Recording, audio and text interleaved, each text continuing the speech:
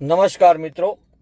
હવે જો love marriage કરતા હો અને ખાલી સર્ટી ઉપર વિશ્વાસ કરતા હો તો ચેતી જજો. ગુજરાત હાઈકોર્ટનું રિસન્ટલી એક જજમેન્ટ આવ્યું છે કે ભાઈ જે કલમ નંબર 8 પ્રમાણે સર્ટી બને અને 7 પ્રમાણે સપ્તપતિ એટલે મતલબ કે 7 ફેરા ફરે અગ્નિની સાક્ષીએ જે હિન્દુ શાસ્ત્રોથી લગ્ન કરવામાં આવે એ થયા પછી સેક્શન 8 પ્રમાણે હિન્દુ મેરેજ એક્ટ પ્રમાણે એનું સર્ટી બનતું હોય.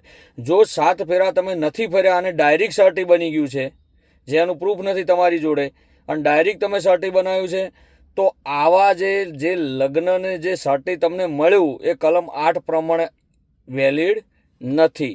તો મિત્રો ખાસ લવ મેરેજ કરતા હો ને ખાલી સર્ટી આવી ગયું એટલે વાત પૂરી એવી વાત નથી.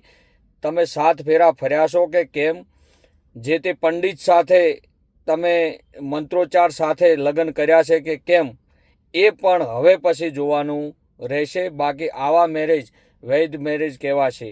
બરાબર? તો ખાસ મિત્રો ધ્યાન રાખજો અને ક્યાંક કહેવાય ને કે કાયદાના ચક્કરમાં ના આવો એવું કરજો.